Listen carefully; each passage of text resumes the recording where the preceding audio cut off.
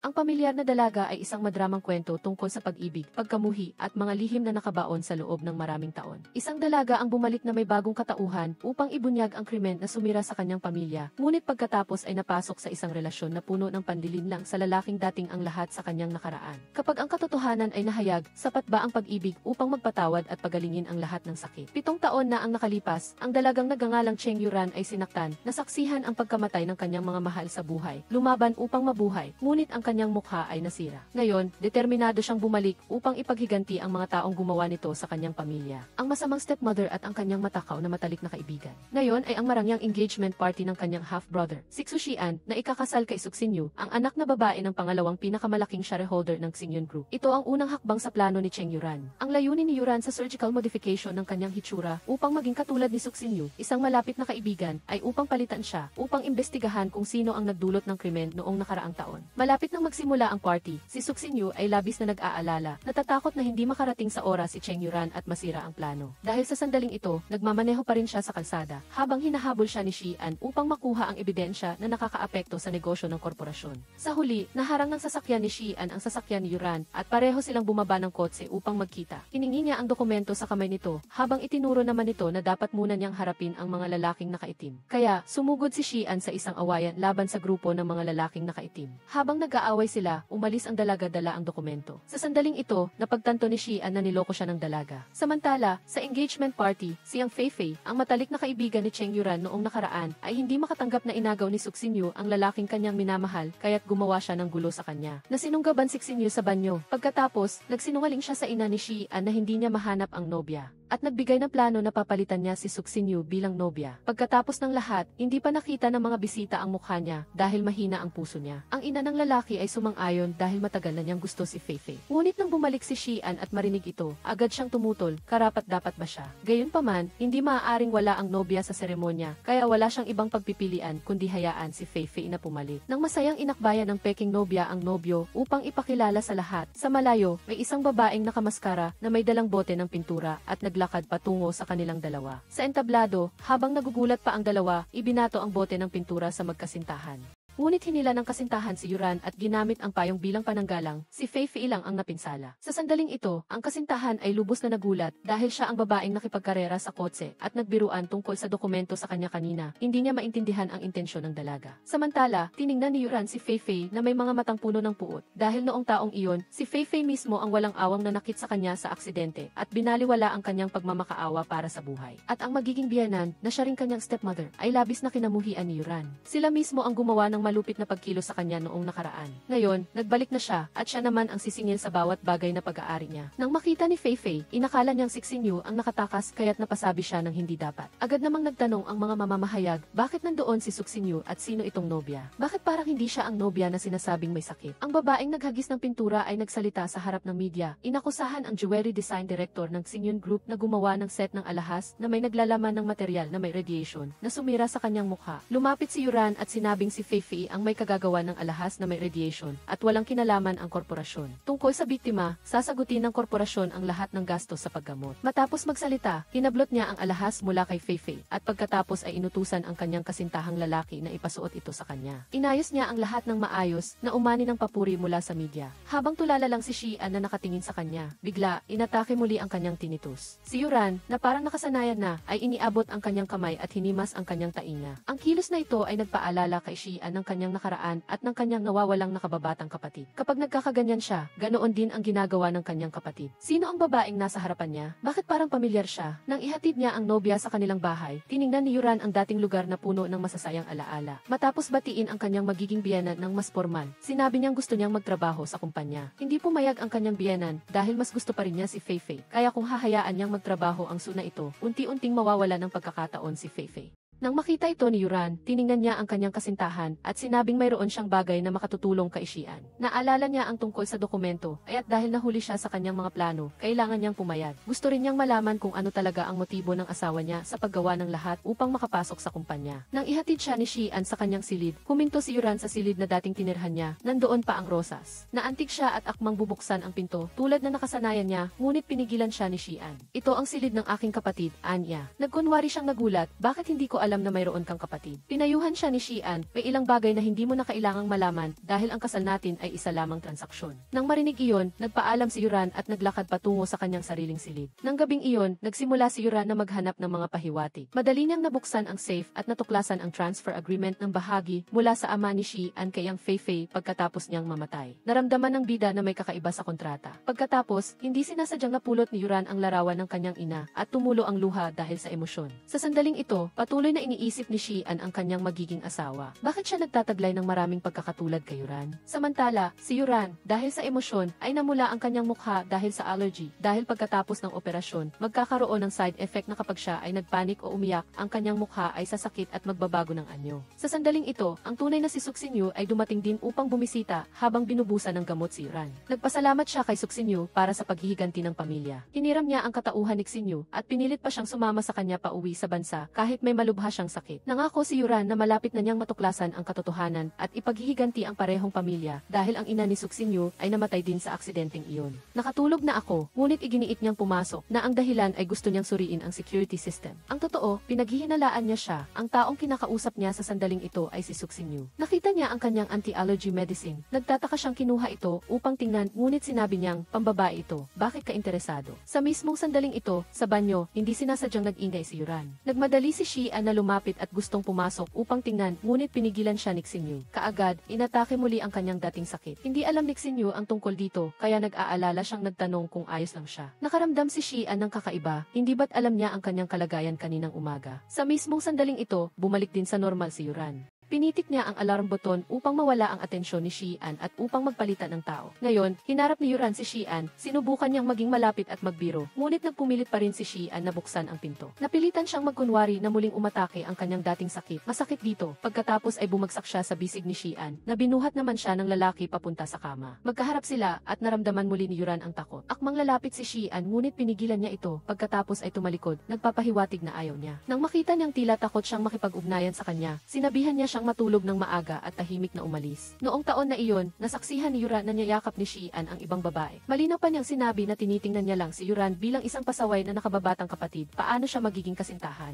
Ang mga salitang ito ay nagdulot ng hindi pagkakaintindihan kay Yuran. Kinaumagahan, opisyal na nagsimulang magtrabaho si Yuran sa kumpanya, nakatayo sa harap ng minana sa kanyang ina. Tahimik siyang nangako sa sarili na babawiin niya ang lahat ng sa kanya at hihingi ng hustisya para sa mga namatay. Noong taong iyon, nang maaksidente, si Feifei mismo ang kumuha ng telepono ni Yuran. Walang awang pinutol ang pagkakataong tumawag ng emergency na naghiwalay sa mag-ina. Pagkapasok pa lang sa kumpanya, nagsimula ng mangutya siyang Feifei na iniisip na pumunta lang siya doon upang palakasin ang relasyon nilang mag-asawa, ngunit ibinigay niya ang kanyang upuan kay Suxinyu. Agad na nagtapon ng tumpok ng mga dokumento ang mga empleyado sa lamesa upang pahirapan ang baguhan, ngunit mumiti lang si Yuran, kinuha ang tumpok ng mga dokumento at ibinalik sa dating may-ari. Sa mismong sandaling ito, dumating si Xian, inabot kay Feifei ang isang cat's eye gem at inutusan siyang ibigay ito kay Department Head Lee sa Materials Department. Pagkatapos magsalita, umalis siya nang walang pakialam nang hindi man lang tinitingnan ang kanyang magiging asawa. Ang eksenang iyon ay nagdulot ng bulungan ng mga empleyado na sinasabing ang titulo ng suna ito bilang nobya ay palamuti lamang.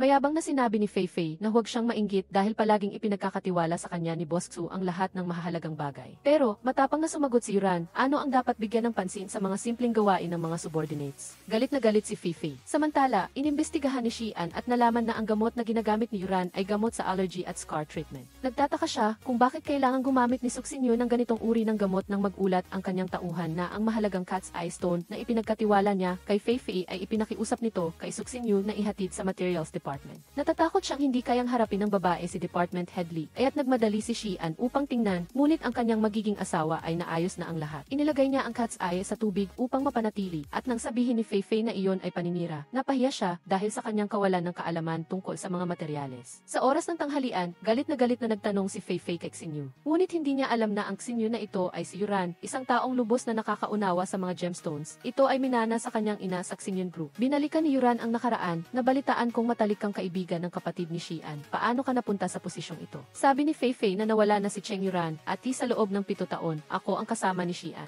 Pumiti si Yuran ng mapangutya, kung gayon, hindi mo pa rin siya mapaakyat sa iyong kama. Napakahina mo naman. Bago umalis, nagbitaw pa siya ng isang mapait na salita. Huwag kang mangarap tungkol sa sa mga bagay na hindi sa iyo. Kahit gaano mo pa kagusto, ito ay pantasya lamang. Lalo pang nagtanim ng puot si Feifei. Upang makaganti, ginamit niya ang kanyang posisyon. Pinilit si Yuran na sumali sa orientation training course para sa mga bagong empleyado. Ang kanyang gawain ay gumamit ng mga materyales upang magdisenyo at gumawa ng isang kumpletong set ng alahas bago matapos ang oras ng trabaho. Kahit alam niyang sinasadya siyang sirain ni Feifei, ngumiti lang si Yuran at tinanggap ang hamon. Malapit nang matapos ang oras ng trabaho, dumating si Feifei, inabot kay Yuran ang isang alcohol lamp at isang lighter, at sinabing makatutulong ang mga ito upang mapabilis ang paunang pagkakadikit. Agad itong kinuha ni Yuran, ngunit kaagad ding napagtanto na hindi mabait si Feifei, kaya't binaligtad niya ang sitwasyon. Pinilit siyang subukan muna ito. Sa ilalim ng pamimilit, napilitan si Feifei na hawakan ang likido. Sa sandaling sinindihan niya ang lighter, biglang lumaki ang apoy. Lumalabas na sinasadya niya itong gawing malaki upang mapaso ang magiging asawa ng kanyang boss. Ngunit nang makita ni Yuran ang apoy sa kanyang harapan, bumalik ang nakakatakot na alaala ng nakaraan na nagdulot ng kanyang pagkataranta. Nang makita ito, tuwang-tuwa si Feifei, inilapit pa niya ang apoy sa mukha ng dalaga. Nasaksihan ni Xian ang lahat, agad siyang sumugod upang pakalmahin ang kanyang magiging asawa. Ngunit umiyak ng malakas si Yuran at nagmamadaling tumakbo sa banyo nang magsimulang sumakit at mamula ang kanyang mukha. Tiningnan ni Xian si Feifei ng malamig at binalaan, "Huwag mong dungisan ang kumpanya ko." Pagkatapos, agad niyang hinabol si Yuran, puno ng pagdududa ang kanyang isip, bakit may peklat si Suxinyu? Ang katok sa pinto sa labas ay lalong nagpakaba kay Yuran. Sa sandaling ito, wala siyang gamot sa peklat at ang pamumula sa kanyang balat ay kailangan pa ng oras upang gumaling. Wala siyang ibang pagpipilian kundi ang mag-isip ng paraan. Sumugod si Xian papasok, isinuot sa kanya ang kanyang jacket at nakita ang pamumula ng mukha ng kanyang magiging asawa. Labis siyang nag-alala, ngunit nakita niya siyang bumagsak sa kanyang bisig. Alam ni Xian na nagkukunwari siya, ngunit binuhat pa rin siya pabalik sa kanyang opisina. Ang mga empleyadong nakasaksi sa tagpong ito ay lubos na humanga, maliban kay ang Feifei na nagingit-ngit sa galit sa kanyang puso.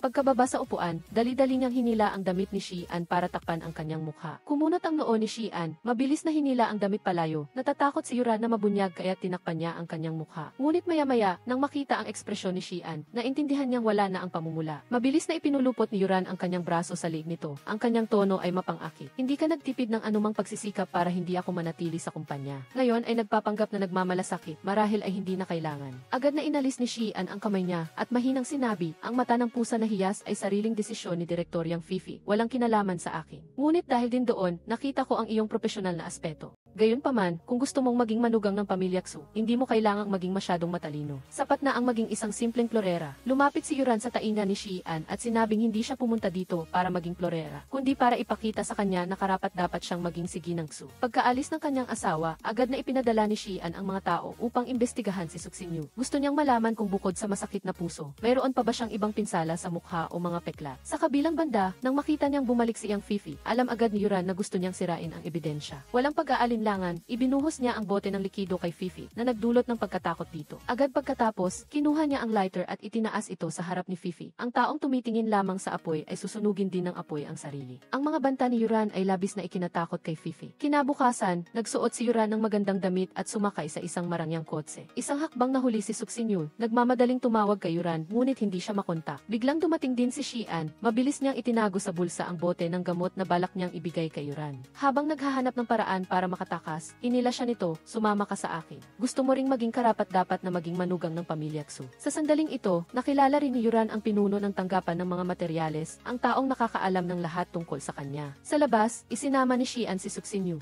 Nagdulot ito ng pagtataka sa isip ng waiter. Kakaharap lang niya sa babaeng ito at may dalawa palang kambal. Pagpasok pa lang sa silid, nagulat si Chairman Zhang nang makita si Suxinyu. Sinundo na raw siya ni Department Head Li. Hindi niya inaasahang kasama niya si Boss Xu. Nang marinig iyon, nag-alala si Suxinyu at habang naghahanap ng paraan para umalis ay pinigilan siya ni Xian. "Mas mabuting ako na ang maghanap." Pagkalabas pa lang ng silid ay lumabas na rin sina Yuran at Department Head Li. Nang hinahanap ni Xian si Department Head Li, biglang itinulak siya ni Yuran sa dingding at nagtatakang nagtanong, "Bakit nandito si Boss Xu? Sinusubaybayan mo ba ako?" Nagtaka rin si Xian sa parehong tanong. "Bakit sinabi kong manatili ka lang doon pero lumabas ka na?" Nagkunwari siyang sinabing ginagawa niya lang iyon para sorpresahin siya. Pagkatapos, pumasok si Yin Ili para makipagkita kay Chairman Zhang at nakita niyang nanginginig doon si Suxinyu. Agad niyang naintindihan ang lahat kaya nagdahilan siyang isasama niya si Suxinyu upang palitan ang tao at kasabay nito ay iniligtas si Yuran. Pagkatapos, umupo ang apat para kumain at mag-usap at isang waiter ang nagdala ng mango juice kay Yuran. Sinabing ito ang order niya kanina. Nang tingnan ang baso, agad niyang napagtanto na ito ay kay Suxinyu dahil allergic siya sa mangga. Nang makita ang nag-aalalang mukha niya, nagsimulang magduda si Xian. Sinubukan ni Department Head Li na iligtas pa siya sa pagsasabing kung hindi niya gusto, siya na lang ang iinom, ngunit pinigilan siya ni Xian. Walang ibang paraan, tumayo si Yuran, kinuha ang baso ng juice, nagkunwaring nag-toast kay Department Head Lee at sinadyang magtapon ng kaunti. Sa ganitong paraan, nagdahilan siyang hindi na makainom ng juice at mabilis na pumasok sa banyo. Pagkatapos noon, nakatanggap si Xian ng ulat mula sa kanyang nasasakupan. Nalaman niyang ang gamot na dala ni Suxinyu ay pampahid sa paso. Kahit gumaling na ang sugat, lalabas ito ng malinaw kapag siya ay lubos na emosyonal o nalantad sa mataas na temperatura. Kasabay nito, kinumpirma niya rin na wala si Miss Su ng anumang peklat mula sa paso sa kanyang medical records. Dahil sa kuryosidad, pumasok si Xian sa banyo ng babae. Lumapit sa kanyang asawa na nagpupunas ng mukha at matamang tiningnan ito. Nagulat siya at aalis na sana nang pinigilan siya nito. Basang-basa ang panyo sa maligamam na tubig at pinunasan ang mukha niya, ngunit wala siyang nakita. Agad na nagtanong si Yuran, hindi ba ito ang paraan ng panliligaw mo sa akin? Sa sandaling iyon, naramdaman din niya ang may nagmamasid sa kanya. Pagka-uwi sa bahay, sinuri ni Yuran ang sitwasyon at ang mga ebidensyang nakalap niya at naghinuha na si Wu Hongji. Ang driver na nagdulot ng aksidente noong taon na iyon ay ang adoptive father din ni Yang Fifi. Ang dalawang iyon ang nasa likod ng kanyang aksidente. Tiyak na pagbabayarin niya sila. Kinabukasan, sa pulong ng kumpanya, inihayag ni Xian sa lahat ang tungkol sa bagong proyekto ni Chairman Zhang. Personal niyang pinili ang proposal ni Suxinyu. Simula ngayon, siya na ang magiging pangunahing tagapamahala. Upang ipagdiwang ang tagumpay na ito, inimbitahan niya ang lahat sa bahay ng kanyang asawa para magdiwang. Sa party, nang makita niyang dumating si Fifi, sinadya niyang magpahaging tungkol sa mahirap na babae na nagpapanggap na isang marangal na binibini. Pagkatapos, naglaro sila ng laro tungkol sa pagtatasa ng personal na ari-arian. Sinadya ni Yuran na tanungin si Fifi tungkol sa presyo ng scarf na suot niya. Nag-alala si Fifi, umiwas, at aksidenteng natapunan siya ng alak at dali-daling umalis. Sa sandaling ito, pinuntahan ni Xian ang kanyang mga magulang, at habang nakatayo sa labas, aksidenteng narinig niya ang kanyang ina na binabanggit ang pangalan na Cheng Yuran. Natigilan siya, lumalabas na noong araw na iyon, nag-away ang kanyang mga magulang. Nag-aalala ang kanyang ina na kapag nagnegatibo 18 si Yuran, siya ang magmamana ng kumpanyang Nebulosa. Hindi niya gusto at hindi rin gustong manatili si Xudai sa pamilya Cheng magpakailanman, kaya humanap siya ng paraan para makialam at hindi rin niya gustong mawalan ng lahat si Xian. Sa kabilang banda, upang hindi mabunyag ang kanyang pagkatao, sinunog niyang Fifi ang kanyang scarf upang sirain ang ebidensya. Ngunit aksidenteng napaso ang kanyang kamay, galit na inihagis ni Fifi ang scarf sa rose bush. Napadaan si Yuran at nakita siyang sinisira ang rose bush ng kanyang ina, agad siyang pumigil. Sa gitna ng pagpupumilit, nadulas ang paa ni Yuran at nang makita iyon ni Fifi, agad siyang tumakas. Biglang nakita iyon ni Xian, dali-dali siyang lumapit, binuhat siya upang suriin ang sugat. Ang mga bulaklak ay mamaya na. Pagkababa sa kanya, aksidenteng nakita ni Xian ang birthmark sa likod niya at tiningnan niya sana itong mas malapitan nang pinigilan siya ni Yuran. Sa sandaling iyon, habang nakatingin ang apat na mata nila sa isa't isa, biglang dumating ang kanyang ina, hinila siya palayo dahil tinawag na niya ang doktor ng pamilya. Nalungkot si Xian, uminom siya para makalimutan ang problema. Sa kalasingan, bigla niyang naalala ang birthmark sa likod ni Yuran at biglang may kakaiba siyang naisip. Hindi kaya hindi siya si Suxinyu, naisip niya ito at dali-dali niyang hinanap ang kanyang nobya. Nakita niya itong nakasuot ng jacket. Hinila niya ito at inangat ang jacket para suriin, ngunit nakapagtataka, walang birthmark. Lalo siyang nagduda at nagingit-ngit na nagtanong, "Sino ka?" Nautal na sumagot si Suxinyu, "Ako si Suxinyu." Sa kalasingan, paulit-ulit na tinatawag ni Xian ang pangalan ni Yuran. Hindi niya alam na nakatayo ito sa loob at malinaw na naririnig ang bawat salita niya. Ngunit dahil sa puot ng pamilya, napilitan si Yuran na isantabi ang kanyang nararamdaman at determinado siyang pigilin ang luha niya. Kinabukasan, determinado siyang burahin ang lahat ng bakas ng nakaraan, kasama na ang birthmark. Kasabay nito, tinawagan siya ni Suxinyu. Sinabing mahal siya ni Xian ng totoo at dahil hindi naman sila magkadugo, bakit hindi raw siya mag-isip muli. Ngunit naniniwala si Yuran na napakalaki ng agwat sa pagitan nila ni Xian. Sa kasalukuyan, ayaw niyang isipin ang tungkol sa pag-ibig. Ang tanging layunin niya ay bawiin ang Nebulosa Group, ang mahalagang kumpanya ng kanyang ina. Kinabukasan, pinuntahan ni Fifi ang kanyang adoptive father. Galit na sinisigawan ito dahil sa pagbubunyag ng kanyang pagkakakilanlan. Sa kabila nito, patuloy siyang minamahal ng lalaki at sumumpa na poprotektahan siya bilang kanyang tunay na anak. Nakita ni Yuran ang lahat mula sa malayo at pagkatapos ay nagpadala siya ng mensahe para makipagkita sa dalawa sa mismong lugar ng aksidente noong taon na iyon. Nang gabing iyon, dumating si Fifi sa tagpuan at naalala ang insidente. Nagsimula siyang mag-alala, posible kayang may nalaman na si Suxinyu. Ngunit imposible, tanging silang mag-ama at ang ina ni Xian lang ang sangkot dito. Walang ibang tao ang makakaalam. Pagkatapos, dumating din ang adoptive father ni Fifi sakay ng kotse. Nagbulong-bulong, "Huwag kang mangahas na saktan ang aking anak." Nagulat si Fifi nang makita siya at walang ideya na ito pala ay isang patibong na inihanda ni Yuran. Sa sandaling ito, lumapit si Yuran mula sa likuran. Tinanong siya tungkol sa aksidente 7 taon na ang nakalipas. Habang nagkakainitan ang dalawang panig, biglang nakatanggap si Fifi ng tawag mula sa ina ni Xian. Malamig na inalok nito ang dalawang pagpipilian, karangalan at kayamanan o ang kanyang ama, isa lang ang pwedeng piliin. Nag-alinlangan si Fifi saglit, ngunit sa huli, Muli, dahil sa pagnanais sa kayamanan, walang puso niyang iniwan ang adoptive father, ang taong nagmahal sa kanya ng higit pa sa kanyang buhay. Minaneho niya ang kotse at sinagasaan siya. Dali-dali ring tumakbo si Suksinyo at nang makita ang tanawin sa harapan niya ay inatake siya sa puso. Wala siyang pagpipilian kaya tinawagan ni Yuran si Xian para humingi ng tulong. Sinabing na aksidente siya sa kotse at humiling na tulungan siya nito. Sa ospital, aksidenteng natuklasan ni Yuran ang isang malaking lihim. Ang blood type ni Xian ay tugma sa blood type ng adoptive father ni Fifi. Sa sandaling ito, may narinig siyang yapak. Mabilis na nagtago si Yuran, ang dumating ay ang ina ni Xian. Nakita rin niya ang resulta ng pagsusuri at nagmamadaling itinago ang lahat sa kanyang bag pagkatapos ay nagtanong siya, alam mo na ba na si Xian ay ang iyong tunay na anak? Kung tinanggap mo na ang isakripisyo ang sarili mo, huwag ka nang bumalik, si Xian ay maaaring magdala lamang ng apelyidong Su. Pagkatapos ay ginamit niya ang unan at sinubukang patayin ito. Nagulat din si Yuran nang makita iyon, ngunit mabilis niyang pinindot ang alarm button na nailigtas ang buhay nito. Pagkatapos, hiniling niyang palihim na ilabas si Suksinyo at siya ang papalit dito upang magpatuloy sa investigasyon. Nang dumating si Xian para hanapin siya, aksidenteng nakita niya itong mabilis na sinalo ang baso ng tubig gamit ang kamay niya kahit may sugat ito. Lalong lumaki ang pagdududa sa kanyang puso. Bigla niyang itinulak ito sa kama. Gusto niyang tingnan kung talagang sugatan ba ito. Ngunit inalis niya ang kanyang damit, inilantad ang benda sa kanyang braso. Nang makita iyon, mabilis na umurong si Xian, ginamit ang kanyang paa para takpan siya. Nagtanong siya kung bakit siya naroroon, tumawa siya at sumagot, galit ako kayang Fifi. Ito ang paraan para ibunyag ang kanyang pandaraya na magpanggap na mayaman para makapasok sa mataas na lipunan at sinubukan pa niyang agawin ang aking kasintahan. Sinabi ni Xian na bibigyan niya siya ng makatwirang sagot at galit na umalis. Dahil dito, natanggal siyang Fifi sa grupo. Bago umalis, nagparinig pa si Yuran na nagdulot ng pag-aalala kay Fifi na baka mabunyag ang nakaraan. Galit na galit, pinuntahan ni Fifi si Xian upang makipag-usap, ngunit direkta siyang tinanggihan nito. Dati, binigyan niya ito ng trabaho dahil lang sa paggalang niya sa pagkakaibigan nila ni Yuran.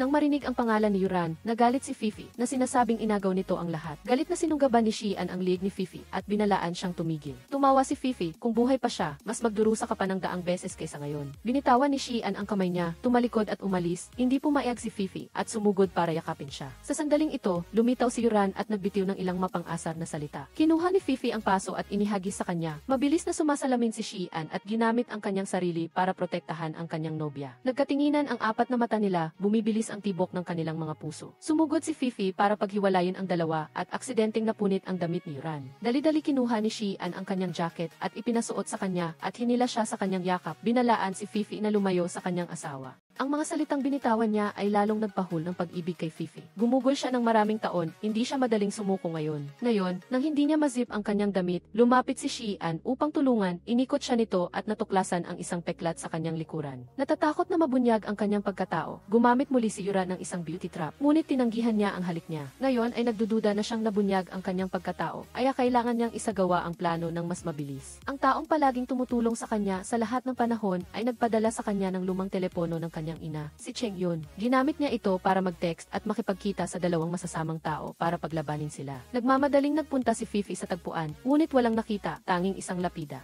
Nang tawagan ang numero ng telepono na iyon, natuklasan niyang nakabaon ang telepono sa buhangin. Pagkabasa ng pangalan sa lapida, nagulat si Fifi, ito pala ay si Cheng Yun, ang ina ni Cheng Yuran. Habang siya ay nagpapanik at sumisigaw, dumating din sa tagpuan ang ina ni Xian na si Xiao Laifen. Nang makita ang mga paa nito, inakala ni Fifi na multo ang bumalik para maningil, kaya dali-dali niyang inamin na sinunod lang niya ang utos ni Xiao Laifen. Kaya naganap ang paghaharap sa pagitan nilang dalawa. Wala na ang tiwala niya kay Fifi, napalitan ito ng pagdududa at pagkamuhi. Gumawa ng gimmick si Fifi, sinabing mayroon siyang mga saksi at ebidensya. Habang nabubunyag, sinisi ni Fifi si Suksinyo, sinabing lahat ay kagagawan niya, ngunit hindi siya naniwala. Nang makita iyon, itinulak ni Fifi ito at pinabagsak sa lupa. Pagkatapos ay nagbago ng isip, magkasama tayo sa bangka. Palayasin mo si Suksinyo sa kumpanya, papalitan ko siya bilang manugang mo. Sa ganoong paraan, hindi ko kailanman sasaktan ang aking biyenan. Pagkasabi pa lang ni Fifi niyan, agad siyang sinampal ng malakas. Hindi siya papayag na sinuman ang magbanta sa kanya, kahit si Fifi, at tungkol sa pagpapakasal sa kanyang anak. Huwag kang mangarap, nakatayo sa malayo at nakikita ang dalawa na nag-away, masaya si Yuran. Kaya si Fifi ay pumunta kay Presidente Teo. Binigyan siya ng isang set ng ebidensya tungkol sa pakikipagsabuatan nila ni Kelefen noon. Dati niyang ibinenta ang internal na impormasyon ng Tin Van sa kanya para manipulahin ang stocks. Pinilit ni Fifi siyang tulungan siyang makabalik sa kumpanya. Kasabay nito, si Terence ay bumalik sa bahay. May hinala sa kanyang puso. Umasok siya ng palihim sa silid ni Chunyen para maghanap ng mga pahiwati. Hindi sinasadya, nakatuklas siya ng business card ng Hot Spring Hotel ng Tin Van Group kaya nagpunta siya doon para tingnan kung naroon ang asawa niya. Sa panig na ito, Habang si Presidente Teo ay nag-aalinlangan pa sa pag-iisip, hindi sinasadyang natuklasan niya ang gamit sa pakikinig. Alam na nabunyag ang pangyayari, si Junien ay nagmamadaling tumakas. Nasulyapan ni Feifei ang likod niya, inakalang si Sufimil kaya nagmadaling humabol. Tamang-tama ang dating ni Terence para pigilan siya at sinenyasang tumahimik. Nang makitang malapit na silang mahuli, mabilis niyang hinubad ang suot nitong damit at isinama siya sa pagtakas. Nang dumating sina Feifei at Presidente Teo, nakita lang nila si Terence na naliligo kasama ang isang babae. Naghinala si Feifei, gustong makita ang mukha ng babaeng iyon, ngunit pinigilan siya ni Terence. Upang maiwasan ang gulo, sinabihan niya si Presidente Teo na dapat intindihin ang libangan ng mga lalaki. Ipinaalala pa niya kung tungkol saan ang hindi inaasahang pagkikita nila ng nagbitiw na direktor na si Duong. Natakot ang matanda kaya mabilis na isinama si Feifei paalis. Pagkatapos nito, ang dalawa ay kalmadong uminom ng alak ng magkasama.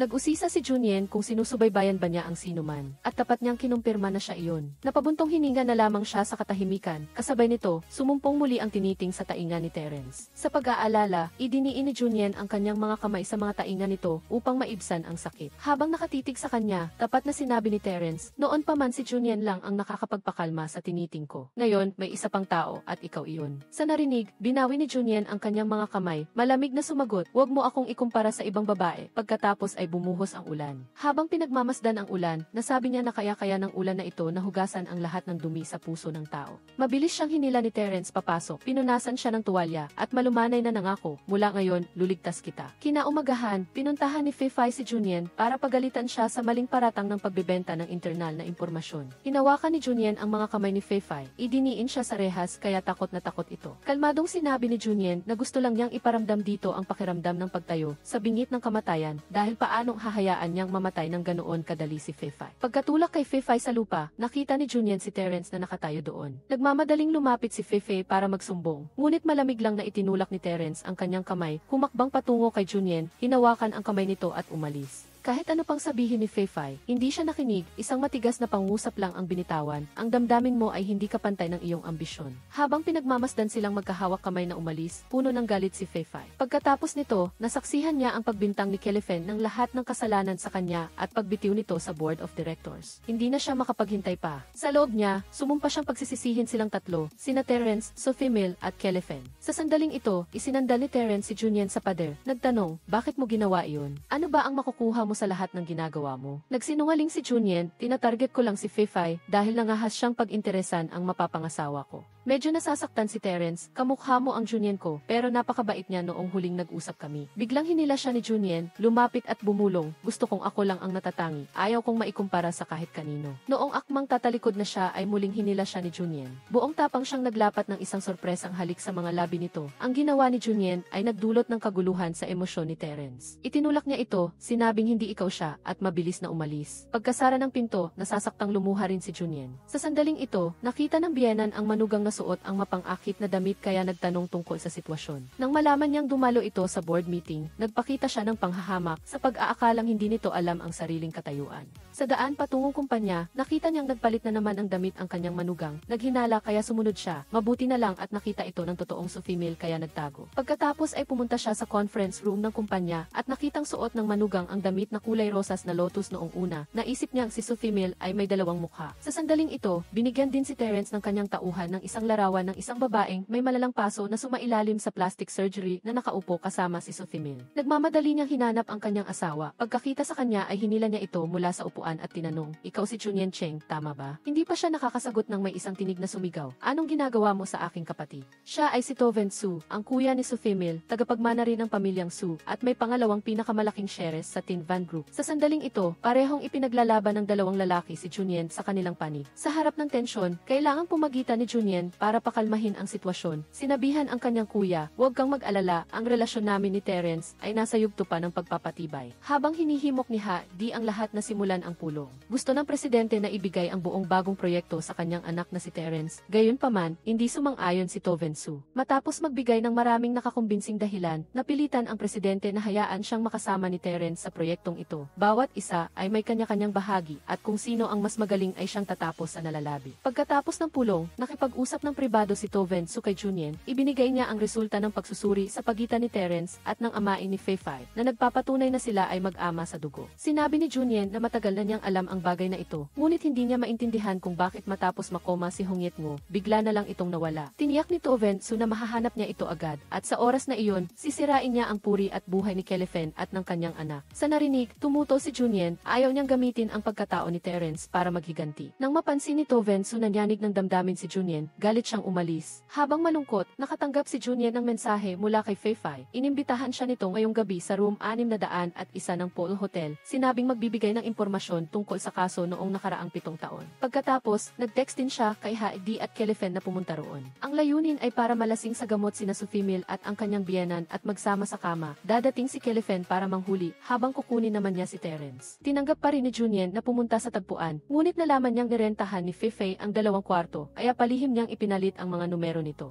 Ang resulta ay isang sorpresang pagpapalit. Dumating si Kelefen at nahuli si Fei Fai na natutulog kasama ang kanyang asawa. Kakarating pa lang nila ay biglang sumugod ang mga reporter. Sa kabilang dako, tinatamasa rin ng pangunahing magkapareha ang matinding emosyon. Ngunit sa mahalagang sandali ay sinikap ni Terence na magkamalay. Sinampal niya ang sarili para magising, habang si Junyen naman ay nakatulog na. Sa oras na ito, hindi madaling pakawalan ni Kelefen si Fei Fai. Kahit ano pang paliwanag nito, hindi siya naniwala. Bukod dito, ibinunyag pa niya ang nakagigimbal na katotohanan na siya at si Terence ay magkapatid. Natigilan si Fei Fai, hindi makapaniwalang ang taong mahal niya ay biglang naging kuya niya. Hindi siya sumuko, tumakbo para makipagtalo. Nagtanong sa kanya, sa huli, nadulas siya pababa sa rehas. Umiiyak na nagmakaawa kay Kelefen na iligtas siya, ngunit ang wakas ay hula na ng lahat. Kinaumagahan, nagising si Junyen. Noong una ay akala niya ay may nangyari sa kanila ni Terence, ngunit humingi ito ng tawad dahil muntik nang mawalan ng kontrol. Nagpalit siya ng malumanay na tono, ayos lang, asawa mo naman ako sa hinaharap. Hinawakan ni Terence ang kamay ni Junyen. Nagtanong muli, hindi ikaw si Junyen, tama ba? Sa nakita, nagtanong pabalik si Junyen, kaya gusto mo bang ako si Junyen? Habang nagsisiyasatan ang dalawa ay nakatanggap si Terence ng tawag na nagsasabing patay na si Fei Fai. Sa panig ni To Ven Soo ay nanood din ng balitang ito. Ngumiti siya ng may pagkapanalo, hindi akalaing kakauwi lang para maghiganti ay nakatanggap na ng ganito kalaking regalo. Sa oras na ito, muling pinanood ni Kelefen ang Kie. Nalaman na kagabi ay pumunta rin doon si Sufimil. Sa loob niya ay nagsimulang magduda, totoo kaya ang mga sinabi ni Fei Fai. Pagpasok pa lang ni Junyen sa bahay ay sinampal na siya nito, nang akmang ulit ay pinigilan siya ng kanyang anak. Galit niyang tinanong ang tunay na layunin nito sa pagpasok sa pamilyang ito. Sa harap ng mga tanong ng biyenan, nagpakita si Junyen ng kahinaan at kawalang sala, nakuha ang buong tiwala ni Terence. Habang nasasaktan ang puso para sa kanya, agad pagkatapos nito, siya mismo ang naglagay ng yelo para sa kanya.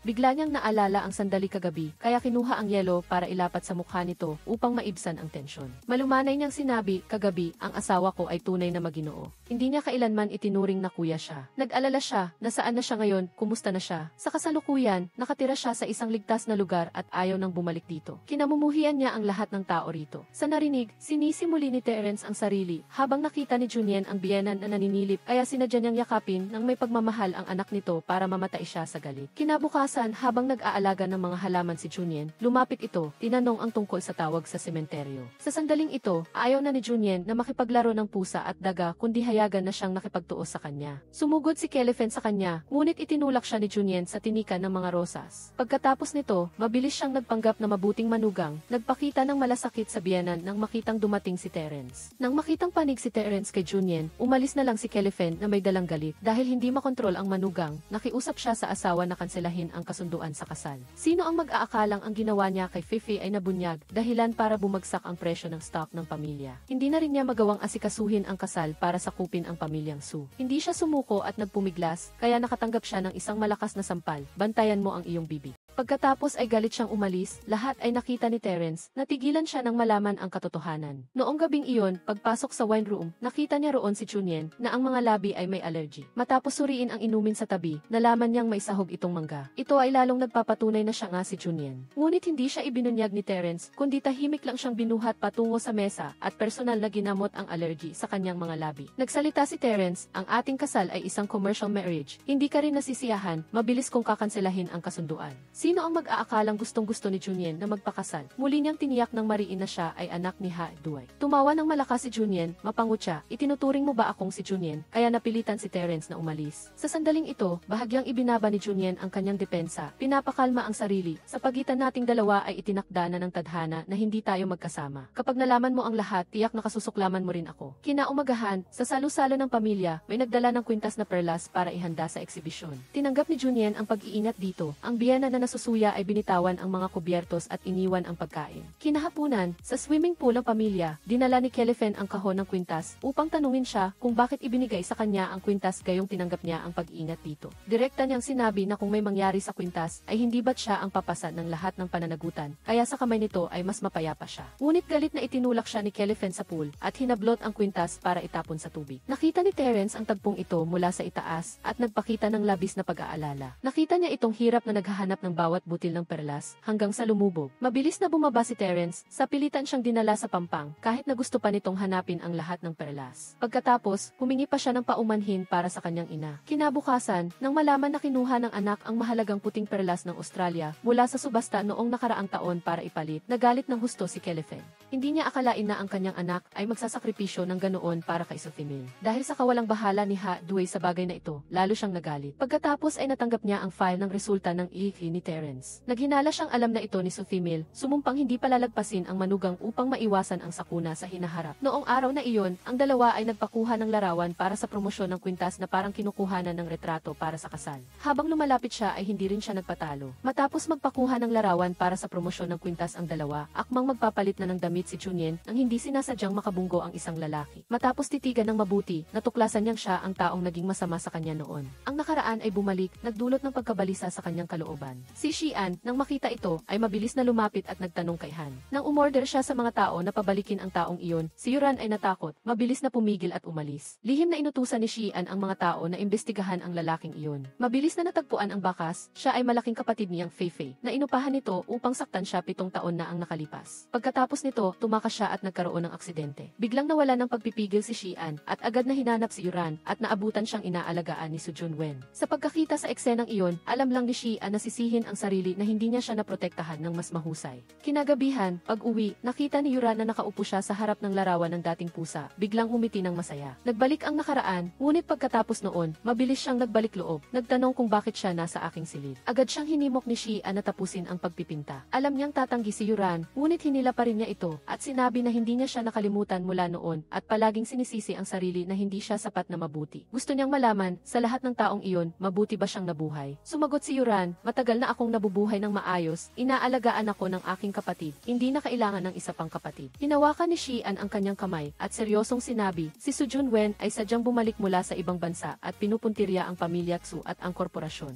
Natatakot akong gagamitin ka bilang isang kasangkapan. Ngunit hindi pinansin ni Yuran, sumagot na magkapatid sila, paano siya magiging isang kasangkapan? Walang nagawa si Xian kundi umalis. Bago umalis, bumitiw siya sa isang pangungusap, ayaw niyang maging isang kuya, wala lang siyang ibang mapagpipilian. Naiintindihan ni Yuran ang kanyang damdamin, wala lang din siyang ibang mapagpipilian. Kinabukasan, muling nag-agawan ang dalawang lalaki para kay Yuran sa kanilang koponan. Sa huli, pinili niyang sumama sa koponan ng kanyang kuya. Tinanong ni Xian ang dahilan, kalmado siyang sumagot dahil isa akong miyembro ng pamilya Xu. Nagalit si Xian, hinampas ang mesa at umalis. Sa sandaling ito, nakatanggap si Su Junwen ng isang misteryosong tawag sa telepono at mabilis na umalis. Nagulat si Yuran, kaya tinawag niya si Suxinyu. Sa pagkaalam na mayroon siyang bakas kay Wu Hongjai, ang amain ni Feifei, agad niyang napagtanto na ginagamit ni Su Junwen ang pagkakakilanlan ni Xu Xian. Sinundan niya si Junwen sandali ngunit nawala siya. Sa sandaling iyon, may nagtangkang saktan siya. Sa kabutihang palad, sinalo ni Xian ang suntok. Nang makita si Xian na lumabas, tinanong ni Yuran ang dahilan. Sinabi niya, natatakot akong mawala ka ulit. Kahit ganoon, hindi pa rin nagpasalamat si Yuran. Sinabi na hindi niya kailangan ang kanyang pakikialam sa kanyang mga gawain. Sa sandaling ito, nakita rin nilang dalawa si Wu Hongjai. Gustong tulungan ni Xian, ngunit tinanggihan ni Yuran ang kanyang kabaitan. Masakit na umalis si Xian, pagkatapos nito, lumabas din si Junwen na may dumudugong kamay. Pag-uwi, si Yuran mismo ang nagpahid ng gamot at minasahe ang sugat ni Xian.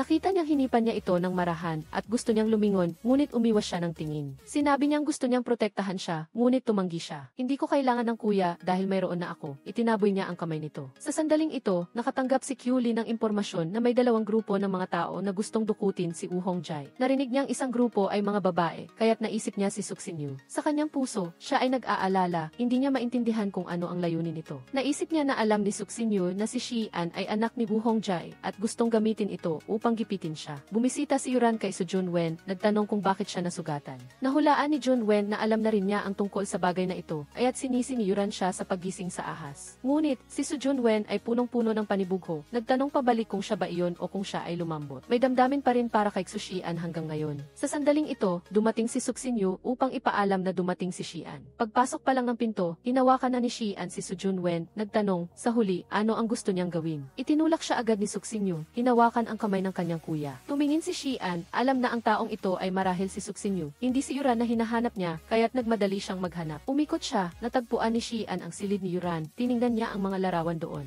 Hula niya, bumalik si Yuran upang maghiganti, ngunit ginagamit pa rin ni Soo Jun-wen. Lumabas si Yuran at muling pinatunayan, siya si Suk-sin-yu. Sa mundong ito, si Jun-wen ang pinakapinagkakatiwalaan niyang tao. Nang makita si Yuran na hindi na tulad ng dati, malungkot na lumabas si Shi-an sa ilalim ng ulan. Hindi niya alam na si Yuran, dahil mahal pa rin siya, ay tahimik siyang tiningnan at umiyak ng masakit. Kinabukasan, natapos ang bagong produkto ng linya ng proteksyon. Gustong ibigay ni Soo Jun-wen ang unang regalong ito sa taong pinakamamahal niya. Ngunit nang marinig niya ang tunay na damdamin nito para sa kanya, mabilis na inalis ni Yuran ang bracelet, ibinalik sa kanya, sinabi na tiyak na makikita niya ang taong gusto niya. Sa sandaling ito, dumating din si Shi-an, mabilis niyang hinila si Yuran palayo. Dinala ni Shi-an si Yuran sa isang restaurant sa tabi ng dagat. Gustong muling ipagdiwang ang kanyang ika-negatibo 18 kaarawan. Humingi siya ng isang pagkakataon kay Yuran. Tinanggihan ni Yuran ang kabaitan nito, sinabi na nagkamali siya sa pag-alala ng kanyang kaarawan, wag na itong ulitin, at tumayo at umalis. Nagmadaling hinila siya ni Shi-an pabalik, hindi sinasadyang lumikha ang dalawa ng isang hindi inaasahang sitwasyon. Ang larawan ng magkadikit na labi ay mabilis na nakunan at kumalat sa mga balita. Agad namang ipinahayag ni Xudawei na mabilis siyang magdaraos ng kasal para sa dalawa. Nang marinig ito, tumuto si Shi-an at gustong kanselahin ang kasunduan. Nang makita ito, sinabi niya sa manugang na umuwi muna, gusto niyang makipag-usap sa kanyang anak. Pag-alis niya, nag-utos si Xudawei, kailangan mong talunin si Soo Jun-wen sa proyekto upang makuha ang karapatang magnegosyo ng linya ng produkto ng proteksyon. Huwag nang banggitin ang tungkol sa pagkansela ng kasunduan. Pagkatapos sabihin iyon, umalis siya nang hindi hinahayaan si Shi-an na magsalita pa. Upang makalimutan ni Shi-an ang tungkol sa pagkansela ng kasunduan, lumapit si Yuran sa kanya, ngunit nang makita niyang hindi niya mababago ang desisyon nito, nagpasya siyang magdeklara ng digmaan. Sa pagkakataong ito, sinumang manalo sa isang live stream ng alahas ng linya ng produkto ng proteksyon ang magkakaroon ng karapatan. Sa silid ng pagpapakilala ng bagong linya ng produkto, sadyang nagbuho si Soo Jun-wen ng kape sa damit ni Yuran. Habang nasa banyo siya, agad niyang pinatay ang kuryente ng telepono nito. Sa sandaling iyon, nakatanggap si Shi-an ng isang anonymous na liham na nagsasabing si Suk-sin-yu ay nasa panganib at hiniling siyang magkita sila sa hotel ngayong gabi. Hindi na nag-isip pa, mabilis siyang tumakbo na parang hangin. Nang bumalik si Yuran, nakita niyang patay ang telepono at pagbukas niya, nakatanggap siya agad ng mensahe mula kay Xin-yu na nagsasabing dinukot ng kanyang kuya si Shi-an. Agad siyang umuwi. Hindi tinanggap ni Yuran ang kahiyahiyang pamamaraan ni Soo Jun-wen. Nang inatake siya nito, nagbalik loob siya, ipinahayag na tiyak na maghihiganti siya, ngunit gagamitin niya ang sarili niyang paraan, hindi tulad ni Kyuli. Sa live stream, tiwala siyang mananalo siya ng marangal. Pagkatapos, dinala ni Yuran si Shi-an sa banyo, binuhusan siya ng tubig upang magising. Pagmulat pa lang ng mata niya, hinawakan na niya ang kamay nito, ngunit nagtanong, nilinlang mo ba ako upang pumunta dito dahil ayaw mong kanselahin ang kasunduan? Nagmadaling naghanap ng dahilan si Yuran upang umalis, ngunit hinila siya ni Shi-an palapit sa sarili niya. Ang kanyang tingin ay determinado, hindi ko hahayaang magpatuloy ka sa paggawa ng mga pagkakamali. Sa susunod na live stream, babanggitin ko ang tungkol sa pagkansela ng kasunduan. Sumang-ayon si Yuran, ngunit nagtakda ng isang kondisyon, kung gusto niyang kanselahin ang kasunduan, kailangan niyang isuko ang pangunahing karapatan sa negosyo ng linya ng produkto ng proteksyon. Kung manalo ako lang ang may karapatang kanselahin ang kasunduang ito. Sa live stream, nang makita ang produkto ni Shi-an, tahimik na tinukoy ni Yuran na mahirap makipagkumpetensya ang kanyang produkto. Kaya, inuna niya ang karapatang magpakita ng produkto. Sumang-ayon si Shi-an, habang ipinakikilala ang produkto, matalinong isinama ni Yuran ang kwento ng pag-ibig nilang dalawa dito, na lubos na hinangaan ng mga manonood. Hindi lang iyon, bigla pa siyang humalik kay Shi-an ng live na nagpasabog sa buong bulwagan. Sa huli, nanalo si Yuran, patuloy na sinisisi ni Kyuli si Shi-an ngunit mariin niyang iginiit na patas ang labanan. Hiniling ni Xudawei kay Shi-an na mabilis na pakasalan si Suksinyu. Pagkatapos noon, pinuntahan ni Xian ang kanyang asawa. Inamin na tinanggap niyang makuha ni Su Junwen ang pangunahing karapatan sa negosyo ng bagong linya ng produkto at pati na rin ang mga hawak niyang shares. Wala siyang kailangan, hangad lang niya na bumalik si Yuran bilang babae 7 taon na ang nakalipas. Ngunit pinunit ni Yuran ang kontrata, malamig na ipinahayag, ang Yuran mo ay patay na. Pagkasabi nito, galit siyang umalis, alam niyang napakaraming hadlang sa pagitan nila. Pagkatapos ay bumalik siya sa pamilya Su na may magulong damdamin, pinayuhan ni Su Junwen si Yuran, kung hindi mo kaya, wag mong pilitin. Ako ang tatapos sa lahat para sa iyo, pati na ang paghihiganti. Ngunit masyadong matagal nang naghihintay si Yuran para sa bagay na ito. Itinakwil niya ang kanyang damdamin, pinunit ang litrato ni Xian, at nagpa siyang manatiling matatag at maghiganti para sa kanyang ina. Pagkatapos noon, sinundan ni Kyuli si Yuran pauwi sa pamilya Su. Matagal siyang naghanap hanggang sa makita niya ang silid na may mga larawan at natuklasan na ang layunin ni Suksinyu sa pagpasok sa kanilang bahay ay siyang puntiryahin. Pagkatapos ay biglang lumabas si Yuran at direkta siyang hinarap. Hindi na niya itinago ang kanyang pagkakakilanlan. Inilantad ang krimen na ginawa ni Kyuli sa kanyang ina noon. Hindi pa siya naniniwala, ngunit sa sandaling iyon, lumabas si Suksinyu na labis na nagulat sa kanya. Habang kinukwestiyon, mabilis na nagvideo si Kyuli. Sumali rin si Su Junwen sa usapan. Kinukwestiyon siya kung bakit niya pinasabog ang aksidente sa kanyang mga magulang habang nililigtas si Yuran. Patuloy siyang tumatanggi, sinasabing wala siyang ebidensya. Agad, inihagis ni Yuran ang folder ng dokumento sa mukha nito. Ngunit tumawa siya ng may pang-iinsulto. Sinabing na video niya ang pag-uusap at ipinadala kay Xudawei. Nagbanta na hihilahin silang tatlo sa kamatayan. Pagkatapos nito, binigyan siya ni Su Junwen ng isang palong kaya't nawalan siya ng malay at ibinalik sa pamilya Xu. Pagkagising pa lang niya, agad namang lumabas si Yuran. Nagmadaling hinila siya ni Kyuli upang makita ang kanyang asawa. Nais niyang ipagpatuloy ang laro. Hindi inaasahan, sa sandaling iyon, dumating din si Xudawei. Direktang kinwestiyon ang tungkol sa ipinadalang video. Kalmadong pinanood ni Yuran ang video at nagsalita, gusto akong saktan ng tiyahin, kaya sadyang pinutol niya at inedit ang clip sa ganoong paraan. Pagkatapos ay pinanood niya ang isa pang clip. Hindi pa rin naniwala ang matandang maestro. Umiyak pa siya na ibinigay na niya ang shares ng pamilya Su kay Kyuli at ang paglilipat ay isinasagawa pa. Hinawakan ni Kyuli si Yuran, aakma niyang patayin ang kanyang manugang nang pigilan siya ni Xudawei. Agad, tumawag si Xudawei upang beripikahin. Pagkatapos ng tawag, hindi niya nakontrol ang galit niya. Sinampal niya si Kyuli ng malakas, sinisisi siya kung bakit gusto niyang agawin ang shares ng pamilya Su nang walang paalam. Ngunit hindi pa rin sumuko si Kyuli dahil alam niyang may espesyal na uri ng dugo si Yuran. Hiniling niyang magsagawa ng pagsusuri ng dugo, umaasa na ibunyag ang totoong pagkakakilanlan. Sa sandaling iyon, kakagising lang ni Xian, may tumawag upang magbigay ng balita. Nagmamadali siyang umuwi at muling sinampal si Kyuli. Ang resulta ng pagsusuri ng dugo ay hindi tulad ng inaasahan niya. Hindi rin naniwala si Xian, inakala niyang siya si Yuran. Pagkatapos nito, dumating din si Su Junwen, nagdeklara ng pagkansela ng kasunduan. Natakot si Xudawei na mawala ang malaking pagkakataon, kaya naghanap siya ng paraan upang panatilihin ang mga benepisyo. Ibinigay ang shares na hawak ni Kyuli kay Yuran bilang kabayaran. Sa pagpunta sa kumpanya, nagulat si Gili na natuklasan niyang naglustay si Xudawei ng pondo ng kumpanya, ngunit wala pang konkretong ebidensya. Kinagabihan, agad siyang kumilos pagkatapos uminom ng isang basong alak kasama ang kanyang biyenan. Nagkunwari siyang hindi maganda ang pakiramdam, humingi ng pahintulot na pumunta sa banyo. Tulad ng dati, palihim na sumunod si Kyuli pagpasok pa lang niya sa banyo. Palihim na nagpalit ng pagkakakilanlan si Suksinyu at Yuran. Sinundan ni Kyuli ang bakas ni Suksinyu nang umalis ito sa opisina at pumasok upang suriin. Sa mesa, natuklasan niya ang resulta ng pagsusuri ng ihili ni Xian at Wu Hongjai. Dali-dali niya itong itinago upang hindi malaman ni Xudawei. Sa hapagkainan, hindi sinasadyang nabasag ni Yuran ang baso ng alak at nasugatan ang kanyang kamay ng mga basa. Pumasok siya sa banyo upang gamutin, nagmadali ring sumunod si Xian, nag-aalala para sa kanya, marahan niyang hinila ang manggas nito at pinatay ang gripo para sa kanya. Magulo ang damdamin ni Yuran, mahinahong sinabi ni Xian, may malambing na tingin, nang malaman kong hindi ka ang aking kapatid, alam mo ba kung gaano ako kasaya?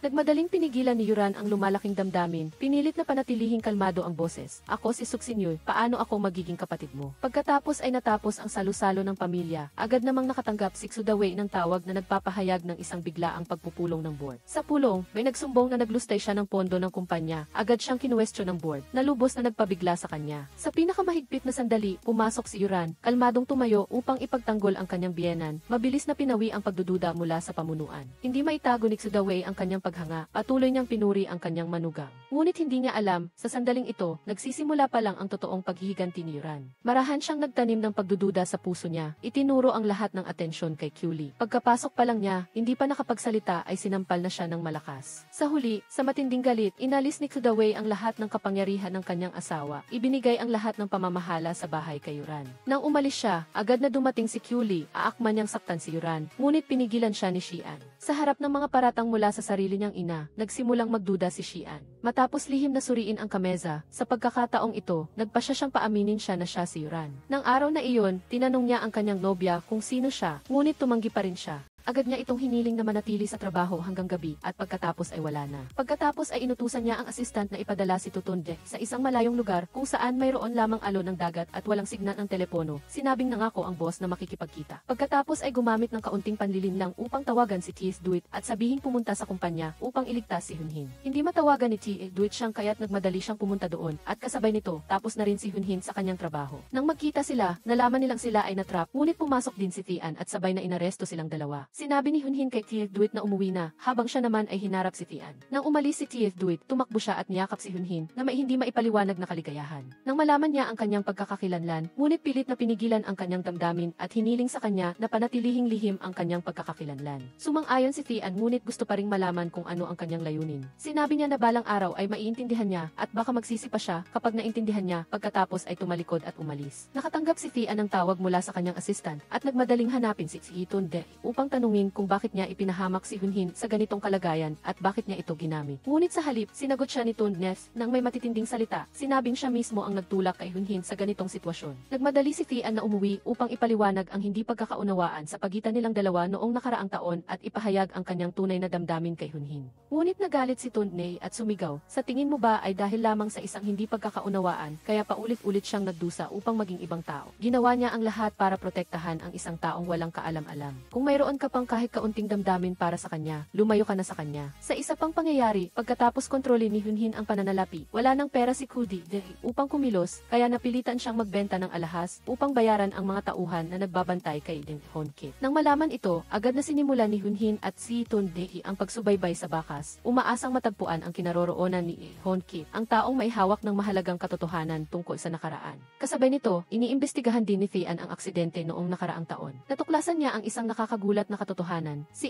Honkit ay nakasal pala sa kanyang ina. Dahil dito, nagduda si Tian sa kanyang tunay na pagkakakilanlan at lalo pang nagpursige na hanapin si Honkit. Nang makita ni Hunhin ang palatandaan, hinila siya ni Tian sa isang silid at sinabing tutulungan niya. Nagtulungan silang dalawa upang makatakas si Honkit. Hinabol sila ng mga tauhan ni Kudi at sa gitna ng panganib, napilitan silang magpanggap bilang magkasintahan upang makatakas at sa kabutihang palad ay nagtagumpay. Sa maselang sandali na iyon, nahiya si Hunhin at sinamantala ni Tian na tuksuhin siya, ngunit binawian siya. "Ikaw ba ay isang dalubhasa sa pag-ibig?" Sa pagkakataong ito, seryosong nagpahayag si Tian, "Maliban sa iyo, wala akong minahal na iba." Maghahanda na sana silang maghalikan nang marinig ang boses ni Kudi sa labas na nagsasabi na si Tian ay tunay na anak ni Honkit. Natakot si Hunhin na masaktan si Tian, kaya't mabilis niyang tinakpan ang tenga nito. Ngunit habang tinatago, mas gusto niyang malaman ang katotohanan, kaya't direktang hinarap ni Tian ang kanyang ina. At sa unang pagkakataon, narinig niya mula mismo sa bibig ng kanyang ina na siya ang tunay na anak ni Honkit. Dahil sa labis na pagkabigla at sakit, napagtanto ni Tian na matagal na siyang niloloko at pinayuhan pa siya ng kanyang ina na magpatuloy na maging anak ni Haeduay. Kaya, lahat ng itinayo ng ina niya ay magiging kanya, ngunit hindi ito matanggap ni Tian. Naramdaman niya na siya ang ugat ng lahat ng trahedya at siya ang nagdulot ng sakit kay Hunhin. Ayaw niyang mamuhay sa kasinungalingan at lalong hindi niya magagamit ang pagkakakilanlan upang panatilihin ang mga bagay na hindi naman talaga sa kanya. Umiiyak si Kudi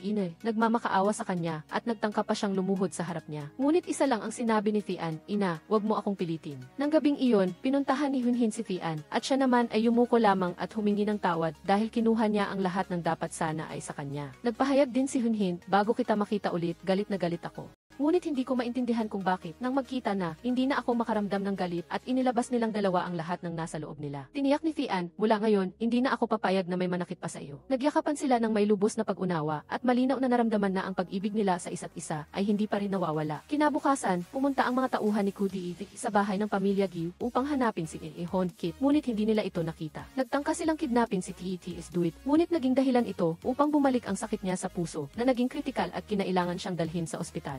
Lumala ang sitwasyon ni T.S. Duit at sinabi ng doktor na wala na siyang matagal na panahon. Ang huling hiling ni T.S. Duit ay makita ang mga taong sumira sa kanyang pamilya na magdusa. Hinikayat ni Tunde si Hunhin, ang tanging paraan upang mapabilis ang proseso ay isapubliko ang tunay na pagkakakilanlan ni Tian. Nangako si Hunhin na ilalantad ang kalaban nang hindi alam na narinig ni Tian ang lahat sa labas. Nang gabing iyon, wala pa ring sapat na lakas ng loob si Hunhin na ibunyag ang katotohanan. Ayaw niyang masaktan pa ang taong mahal niya at naunawaan ito ni Tian. Malumanay siyang umaliw, uminom ng gatas at matulog ng mahimbing, hayaan mo na akong bahala sa lahat. Nang mahimbing na ang tulog ni Hyunhin, kinuha ni Thean ang resulta ng EAT test at tahimik na gumawa ng pinakamahalagang desisyon sa kanyang buhay. Pagkagising, pinuntahan ni Hyunhin si Tundna upang humingi ng paumanhin sa pagkawala ng resulta ng EAT test ni Thean at ng kanyang ama. Alam ni Tundna na magkasama sila ni Thean noong nakaraang gabi at naniniwala siyang kinuha ito at sinira ang ebidensya. Ngunit pinagtanggol pa rin ni Hyunhin si Thean, naniniwalang hindi siya nito ipinagkanulo. Lalo pang nagpumilit si Tundna nakalimutan na ni Hyunhin si Thean, kasabay ng pagpapahayag ng kanyang damdamin sa dalaga. Ngunit kapatid lang ang tingin niya rito. Umuwi si Hyunhin para hanapin si Thean, ngunit iniiwasan siya nito. Natuwa si Kudi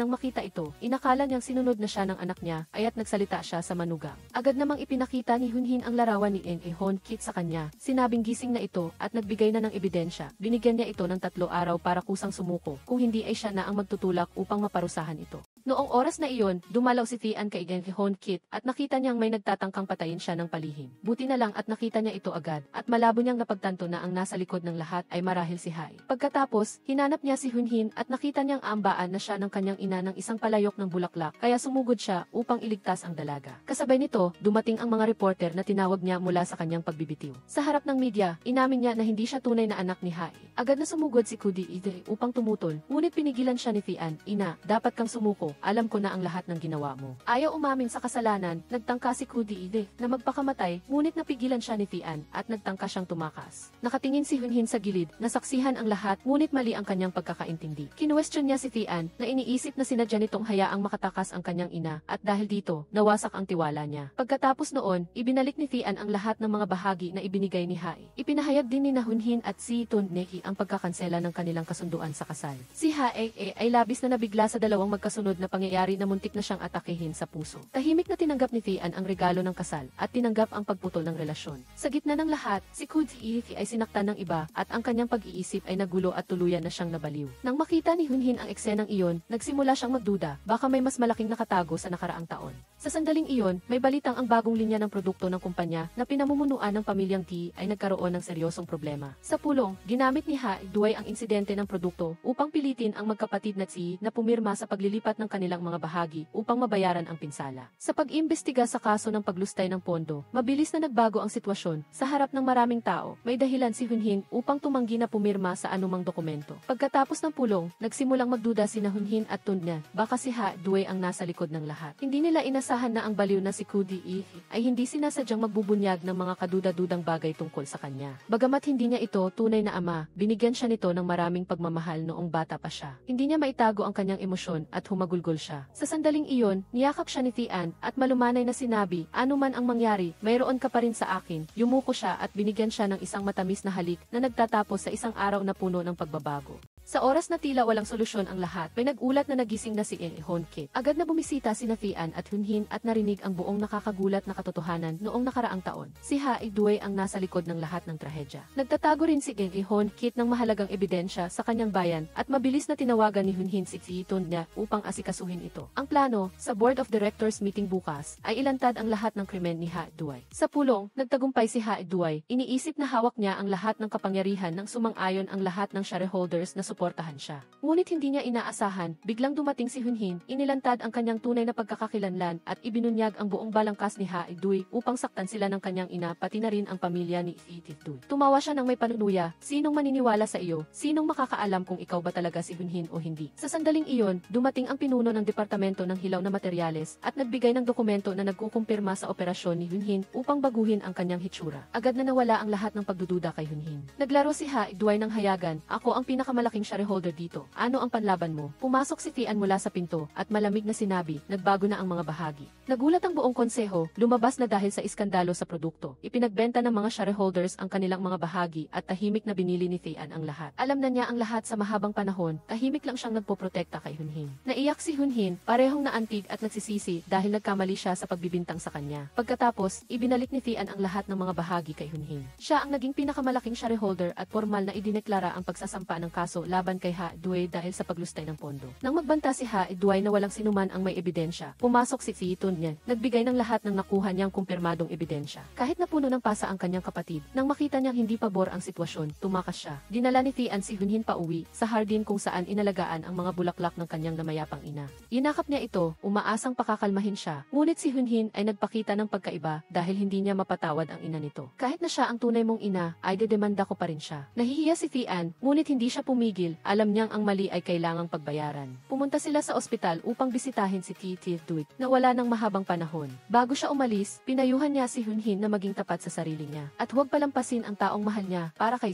Tun niya. Pinakawala na rin niya ang kanyang hindi nasusuklian na pag-ibig. Sinabi niya kay Tian, alagaan mo siya para sa akin. Nang umalis ang dalawang lalaki, biglang kinidnap ni Ha Due si Hunhin. Nag-iwan siya ng mensahe, magkita tayo sa rooftop, dalhin ang ebidensya kapalit ng tao. Sa rooftop, inamin niya ang lahat ng nangyari noong nakaraang taon. Kinamumuhian niya si Hunhin at ang kanyang ina at hindi niya sila mahal. Walang kaugnayan sa dugo si Hunhin, kaya lalo siyang hindi nag-alinlangan na ituloy ang kanyang plano. Nabigla si Hunhin dahil may bahagi pa rin ng kanyang damdamin ang nakalaan para sa kanyang ama. Ang kasakiman ang nagpabago sa kanya bilang isang demonyo at nang tangkain niyang saktan si Hunhin, agad na pinigilan siya ni Tian at Tunne. Sa huli, kailangan ding pagbayaran ni Ha Due ang lahat ng kanyang ginawa. Sina Kudi Ida, Gangehon Kit at San Fei Fei ay kailangang humarap sa batas. Sa huli, opisyal na naging chairman ng Tin Sas Group si Hunhin. Pagkatapos ng lahat, nagawa na nilang maghawak kamay ni Tian upang magpatuloy. Nagtapos ang pelikula sa isang masayang katapusan. Kapag naitatag na ang katarungan, nagbayad na ang mga masasamang tao, at sa huli, nagkita rin ang mga taong tunay na nagmamahalan. Pagkatapos ng maraming pagsubok, nagawa na nilang maghawak kamay upang humakbang sa isang bagong kinabukasan. Wala nang kasinungalingan o galit, kundi pag-ibig at pag-unawa na lamang. Magkita tayong muli sa mga susunod na kwento, kung saan muling iiral ang damdamin at ang puso ay ginagabayan ng pag-ibig.